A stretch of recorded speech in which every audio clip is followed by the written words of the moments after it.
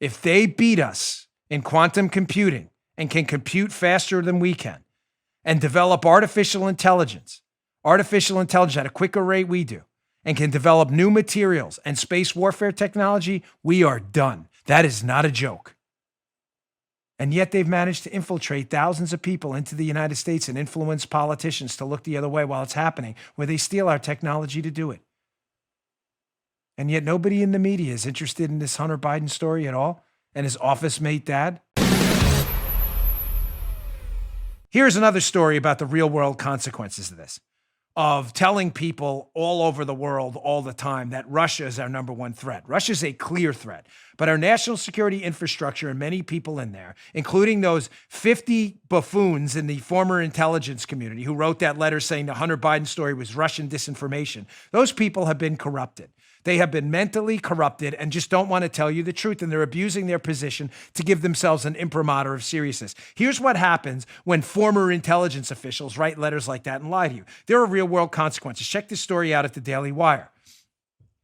Huge report. Huge data leak exposes Chinese Communist Party members embedded in Western companies and governments. Did Hunter Biden and Joe Biden read this story before they became office mates with the Chinese emissary responsible for negotiating a deal with the company that was involved in the Uranium One scandal? I'm just checking. Did they know that? Were they briefed on any of that?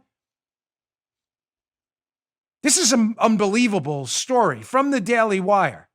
This leak is huge. Sky News in Australia reports that they have this database now that lifts the lid on how the Chinese Communist Party operates under President Chairman Xi Jinping. The leak shows party branches are embedded in some of the world's biggest companies, maybe Russian companies, folks, and even inside government agencies. Maybe they do that by taking advantage of vice presidents' children and stuff like that. Quote, it goes on.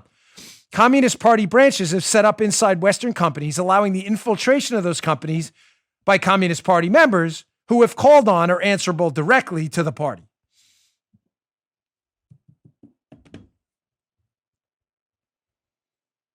Do you understand how serious this is? Thousands of people around the world at the behest of the Chinese Communist Party have been sent on a mission around the world to go find Oz. And what was their Oz? There was no yellow brick road. Their Oz was the minds of government officials and the internal intellectual property of both government officials and companies in the United States, so they could steal them and bring it back to China and then bribe and influence foreign politicians to look the other way. Sounds suspiciously like the block I just covered. Chinese Communist Party members buying influence with government officials, stealing intellectual property and potentially being involved in uranium sales and all that other stuff. Stealing IP, and then government folks like Biden, the Biden family, looking the other way. Really weird, right? You see now how when we spend 4 years talking about PP hoaxes and the Russia threat, which is very real, but when we subordinate the threat from China to the Russia threat based on lies and fake dossiers, like Carter Page was involved with Rosneft when nobody has any idea what they're talking about to this day, you see what happens when corrupted people in the national security infrastructure take advantage of that?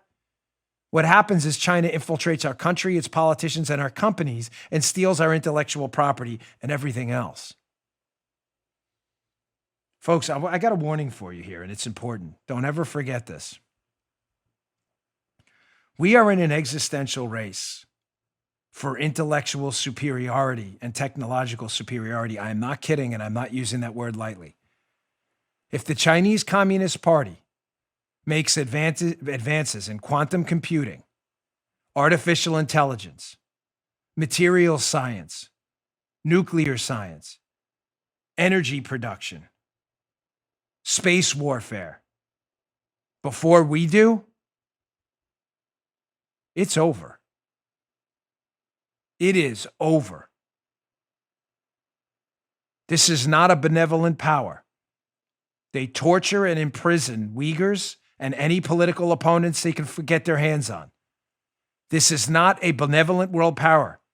Their nominal GDP is over $10 trillion. That is a serious amount of money.